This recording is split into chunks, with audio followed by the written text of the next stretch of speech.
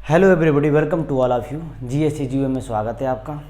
आज की टॉपिक देखेंगे हम इक्वलिटी। देखिए, मैं एक वीडियो में इक्वलिटी के बारे में बताया हूँ, बट मैं एक सेपरेट इक्वलिटी के बारे में बताना चाह रहा हूँ कि डिटेल में आप समझ जाएं कि क्या होता है इक्वलिटी। इक्वलिटी मीन्स हम देखें आर्टिकल 14 के तहत जो इक्वलिटी है वही हम देखेंगे। तो equality before law and after equal protection law, ये क्या होता है हम इसी के बारे में समझेंगे। ठीक है,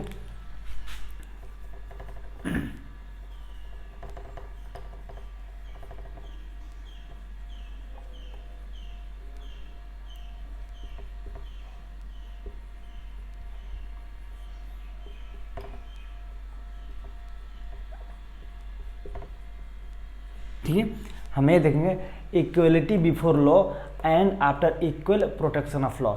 इक्वल प्रोटेक्शन ऑफ लॉ, ठीक है, ये आर्टिकल 14 के तहत आर्टिकल 14 क्या कहता है, equality before law and after equal protection of law.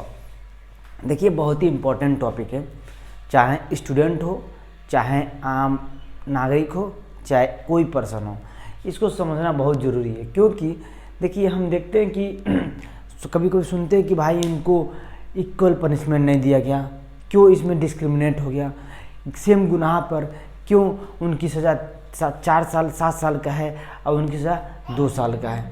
ऐसे बहुत सारे केसेस आता है, क्यों आखिर में। तो देखिए, हम इसके माध्यम से समझने की कोशिश करेंगे क्या कहना चाह रहा है। ठीक है, नाउ पहले देखिए equal before law. Equal before law क्या होता है और उसके बाद देखेंगे after equal protection of law. सबसे पहले मैं ये बताऊंगा आपको, ये दोनों अपने कॉन्स्टिट्यूशन ऑफ इंडिया में आर्टिकल 14 तहत से लिखा गया है। कॉन्स्टिट्यूशन ऑफ इंडिया में आर्टिकल 14 के तहत equality before law and after equal protection of law लिख दिया गया है। ठीक है, हमारे भीमराव अम्बेडकर एंड उनका कमेटी द्वारा मतलब बहुत सोच समझ के जितने भी कॉन्स्टिट्यूशन में लिखा गया, बहुत सोच समझ के लिखा गया, बहुत ही अच्छी तरीके से लिखा गया। ठीक है, थैंक यू। किसके लिए? भीमराव अम्बेडकर जी के लिए। देखिए क्या कहना चाह रहा है, equality before law and after equal protection of law. देखिए, सबसे पहले इक्वल बिफोर लॉ क्या कहना चाह रहा है, ये हम देखेंगे ऐसा ये भी ब्रिटिश में यूज होता है। इक्वल बिफोर लॉ ब्रिटिश में फॉलो होता है and after equal protection of law हम क्या कर रहे थे, equal before law and equal protection of law. देखिए, ये ब्रिटिश में यूज होता है इक्वल बिफोर लॉ और equal protection of law US में, लेकिन इंडिया में इन दोनों को यूज़ किया जाता है। इंडिया में दोनों को लिया गया है आर्टिकल 14 के तहत से। ठीक है, तो हम इसे एग्जाम्पल तहत से समझें ताकि समझ में आ जाए कि क्या होता है। ठीक है, ऐसे तो पढ़ेंगे तो समझ में नहीं आएगा। क्या कहना चाह रहे हैं, equal before law and equal protection of law, समझे? बताइए। देखिए, मैं अब इसको समझाने की कोशिश करूँगा। Getting my point? Yes. Now equal before law क्या कहता है, वह कहता है जैसे कि आप सपोज दैट एग्जाम्पल के माध्यम से समझें, कोई पर्सन हो, ठीक है, ये पर्सन है जिसकी एज 30 ईयर्स एबव हो, जिसकी एज 30 ईयर्स एबव हो, और एक छोटा बच्चा हो जिसकी एज 5 ईयर्स हो, लगभग 5 ईयर्स। अगर एक बंदूक रख दिया जाए, एक ओरिजिनल गन इन दोनों को दे दिया जाए, ठीक है, तो इन दोनों के तहत से एक तीसरा आदमी का इन्होंने क्या किया, शूट कर दिया। एक तीसरा आदमी को इन दोनों ने शूट कर दिया, मतलब ये भी शूट किया, ये भी शूट किया, मतलब एक तीसरा आदमी शूट किया और एक दूसरे आदमी शूट किए दूसरे पर्सन को। ठीक है, तो इन दोनों केसेस में ये इंसान मर गया, ये भी शूट किए तो मर गया। सपोज अब ये नहीं समझो कि ये शूट किए तो फिर इन्हीं को शूट कर, नो, आप ये समझो ये पर्सन एक इंसान को शूट कर दिया और ये बच्चा एक दूसरे पर्सन को शूट कर दिया। समझने की कोशिश कीजिएगा। तो इन दोनों केसेस में दोनों की क्या हुआ, मर्डर हुआ। ये 30 ईयर्स वाला इंसान, मैन पर्सन, एक इंसान को मार दिया, शूट कर दिया गन से, और एक 5 साल का बच्चा एक इंसान को शूट कर दिया। ठीक है, तो इन दोनों केसेस में डेथ हुआ, दोनों केसेस में डेथ हुआ। तो बताइए, इनकी जो सज़ा दिया जाएगा, पनिश दिया जाएगा, क्या इक्वल दिया जाएगा? यस, इक्वल दिया जाए। किसके तहत? Equality before law. Equality before law कहता है भाई इसमें कोई डिस्क्रिमिनेशन नहीं होगा, कोई भेदभाव नहीं होगा, चाहे तुम छोटा हो चाहे बड़ा हो, अगर तुमने गुनाह किया है तो सज़ा बराबर मिलेगी। ठीक है, ये कहता है equality before law. Getting my point. देखिए लेकिन क्या जस्टिस आपको दिख रहा है? नहीं भाई, ये 30 ईयर्स का आदमी है, मैच्योर है, पूरी तरीके से डेवलप है, और आप पागल नहीं होना चाहिए। क्या पागल नहीं होना चाहिए? बाकी इंसान है और 30 ईयर्स के सही तरीके से, और ये 30 ईयर्स के तो समझदार तो है, ये समझे, एडल्ट पर्सन है। और ये 5 साल का बच्चा है, नासमझ है, इसके द्वारा मारा गया, इसके द्वारा शूट किया गया और इंसान मारा, तो इसकी कारण जो डेथ हुआ, और ये 5 साल बच्चा है, इसके द्वारा मारा गया, इसकी भी डेथ हुआ, तो क्या सेम पनिश नहीं दिया जा सकता? ठीक है, हाँ, लेकिन इक्वल बिफोर लॉ के तहत सेम पनिश दिया जाएगा। लेकिन क्या अब जस्टिस लग रहा है? नहीं भाई, ये बच्चा है, ये क्या समझेगा ये ओरिजिनल गन है कि क्या है? आप दे दोगे, समझे खिलौना है, शूट कर दे, ट्रिगर दबा देगा, मर जाएगा अगला आदमी। लेकिन इसको तो पता है कि ये ओरिजिनल गन है, इसको तो पता है कि गन है, अगर शूट करेंगे तो ट्रिगर दबाएंगे तो अगला पास जाएगा, लगेगा तो मर सकता है। ठीक है, अब मर भी गया। ठीक, तो इसमें ना समझ में फ़र्क है, ये एडल्ट है, समझदार है, ये ना समझ में, तो इसको सेम पनिश नहीं दिया जा सकता। लेकिन इक्वल बिफोर लॉ के तहत सेम पनिश दिया जा रहा है। अभी समझेंगे आगे इसी के एग्जाम्पल लेके कि क्या सेम पनिश दिया जाएगा कि नहीं दिया जाएगा। ठीक है, ये होता है equal before law. Gate my point. इसका मतलब ये होता है, सिंपल सी मेथड है, समझिए, कोई डिस्क्रिमिनेशन नहीं, जैसे कि तैसे अगर कोई भी हो पर्सन गुनाह किया है तो सज़ा सेम भुगतना पड़ेगा। यह इक्वल बिफोर लॉ कहता है। तो इक्वल प्रोटेक्शन ऑफ लॉ क्या कहता है? ये यूज होता है ब्रिटिश में, ये फॉलो होता है ब्रिटिश में, ये फॉलो होता है यूएस में। यूएस मतलब यूनाइटेड स्टेट अमेरिका। तो इक्वल प्रोटेक्शन ऑफ लॉ क्या कहता है? यही एग्जाम्पल हम यहाँ पे, अब यही एग्जाम्पल यहाँ पे कॉपी कर देते हैं। क्या कहना चाह रहा है? सेम। अब इक्वल प्रोटेक्शन ऑफ लॉ के हम देखेंगे। ठीक है, अगर यही पर्सन गुनाह किया, इसको मार दिया, ये भी बच्चा इसको मार दिया, तीसरा आदमी को, अब मारे, दोनों केसेस में डेथ हुआ, तो क्या सेम पनिश मिलेगा? इसमें इक्वल प्रोटेक्शन ऑफ लॉ में सेम पनिश नहीं मिलेगा। क्यों? इसमें रीजनेबल डिस्क्रिमिनेशन होगा, क्योंकि ये जस्टिस नहीं है। भाई ये 5 साल का बच्चा है, नहीं समझता है, ये बंदूक थमा दोगे तो उसी तरह खिलौना समझ के ट्रिगर दबा देगा, तो इसके द्वारा मारा गया इंसान और इसके द्वारा मारा गया इंसान, अंतर है, बहुत ही अंतर है। ठीक है, हाँ, हालांकि दोनों केसेस में डेथ हुआ, इसको दोनों केसेस में शूट किया, मारा गया, लेकिन समझदारी में डिफरेंट है। समझ में आया? तो इसमें इन दोनों का अगर एक सेम सज़ा सुनाया तो एक इनजस्टिस होगा। क्या वो इनजस्टिस? इसमें हम इसको रीजनेबल डिस्क्रिमिनेशन के तहत हम इसको सज़ा सुनाएंगे, सेम नहीं सुनाएंगे। ये दोबारा समझदार है, पूरी तरीके से मैच्योर है, ये बच्चा है, तो इसकी सज़ा में तुलना बराबर नहीं होगी, बहुत ही कम होगी।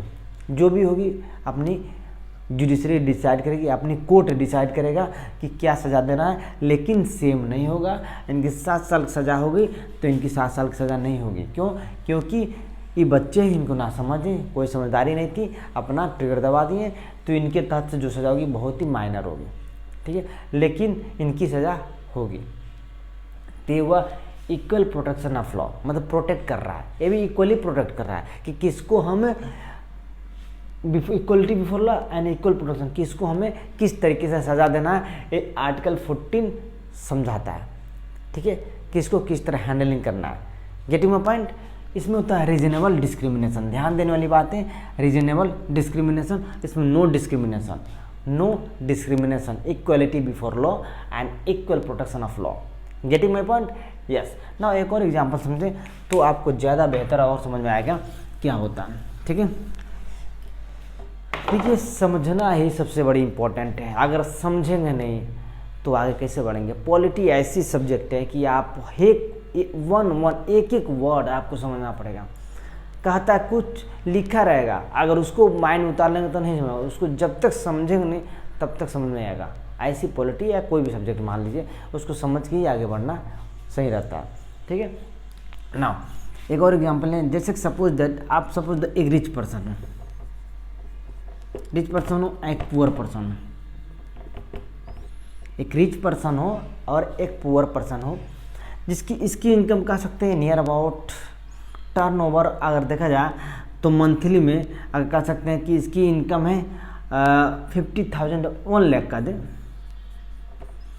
ये रिच पर्सन हो जिसकी मंथली इनकम 1 लाख है, और ये पुअर पर्सन इसकी मंथली इनकम समझ दे लेबर है, ठीक है, तो इसकी इनकम कहते हैं 12,000 12,000, इसकी इनकम 12,000 पर मंथ है, इसकी इनकम 1 लाख पर मंथ है। देखिए ये रिच पर्सन है, 1 लाख रुपये महीने कमा रहे हैं भाई, और एक कितना कमा रहे हैं कि 12,000 महीने, वो भी टेम्प्रोरी प्रोविजन से, कभी 12,000 कभी 10,000 कभी 8,000, जैसे तैसे काम करेंगे तैसे। Getting, 1 lakh per month. अब बताइए अगर इन दोनों से कोई गलती हो जाए, इन दोनों से कोई गलती हो जाए, कोई गुनाह हो जाए, कोई भी गुनाह हो जाए, तो कोर्ट इनको सज़ा पनिश करती है फाइन के तौर पे कि भाई आप दोनों से एक गलती हो गया, सेम कोई हो जाए, जैसे कि इन दोनों का जो फाइन है सेम हो, जैसे कि ये भी गलती की ये भी गलती है, इनकी फाइन हो कर दिया जाए तुम्हें फाइन सपोज दे 50,000।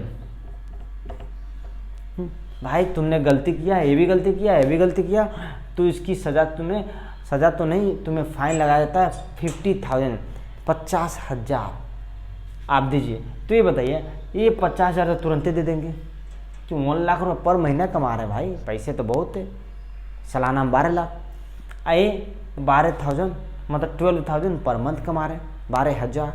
तो बताइए ये इनके ऊपर क्या इफेक्ट पड़ेगा? ये तुरंत कहेंगे लो 50,000 हम छुटकारा पाते हैं, लेकिन ये क्या 50,000 देने में थोड़ा सा असमर्थ जताएंगे, कहेंगे भाई 12,000 महीना कमाते, इसी में अपना खर्चा पैसा से बचता है, मैं 50,000 कहाँ से दूँ? ठीक है, तो इनके ऊपर देखा जाए तो इन फ्री हो जाएंगे, इनको कहेंगे 50,000 तुरंत दे दो, हम फ्री हो गए, लेकिन ये फ्री नहीं हुआ है। क्यों? क्योंकि इनको बर्डन पड़ गया भाई 50,000 मैं कहाँ से लाऊँ। तो क्या है जस्टिस है? ये जस्टिस नहीं है, ये इनजस्टिस है।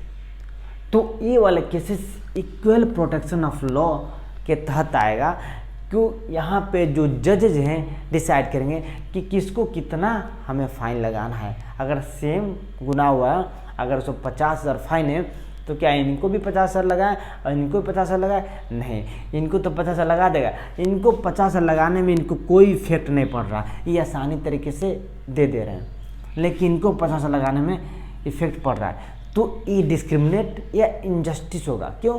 क्योंकि इनको जब कुछ नहीं इफेक्ट पड़ रहा है तो इनको भी इफेक्ट नहीं पड़ना चाहिए। समझ में आया?